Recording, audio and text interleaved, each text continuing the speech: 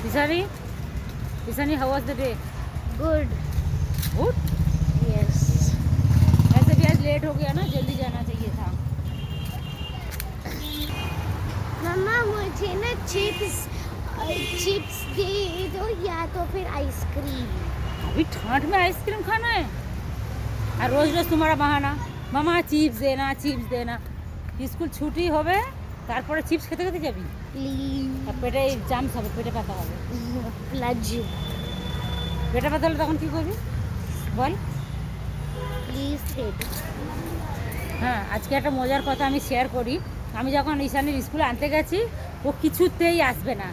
ও দাঁড়িয়ে আছে, বন্ধুদের সঙ্গে খেলা করছে। এবার দুটো মানে গেটের যে দিদি থাকে চেঞ্জ হয়ে গেছে, সে আমাকে চিনতে পারেনি, আর আমি আইডি কার্ডও নিয়ে যাইনি।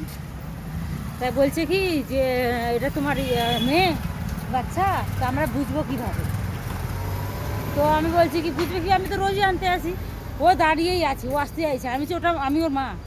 বলছে কি না এরকম না, বলে অনেকক্ষণ করছে, করার পরে এবার আমি বলছি কি ঠিক আছে তোকে যেতে হবে না, আমি ঘরে চলে যাচ্ছি। যেই আমি চলে যাচ্ছি গেটের বাইরে থেকে, ও আমাকে বলছে মাম্মি রুকো। আমি বলছি কেন, এবারে কেন? তুই তো আমাকে বলতেই চাইছিলে, দিদিকে তো বলবি যেটা আমার মা নিতে এসছে, আমি ঘরে যাব। ও কিছুতেই বলছে না। এবার দিদি বলছে কি যে না এটা আমার মা না। এবারে যেহেতু অন্যজনের বাচ্চা হাতে দেয় না আইডি কার্ড না হলে, এখন আমি আইডি কার্ড নিয়ে যাইনি আজকে, তখনও ছুটে এসছে। বলছি মা এরকম করছিলিস কেন? হ্যাঁ, খেলার জন্য। কি বলছিলিস বল, কী হয়েছিল? হ্যাঁ, খেলবি বলে ও মানে যাতে একটু বেশি করে খেলতে পারে ওর জন্য আসতে চাইছিল না। কি ভাবুন এরকম মেয়ে। হ্যাঁ, তো এই একটা মজার অভিজ্ঞতা। আমি তো রাগ উঠে যাচ্ছিলো যে দেরি হয়ে গেছে, তাড়াতাড়ি যাবো, 4টে বেজে গেছে। अब छोड़ दो।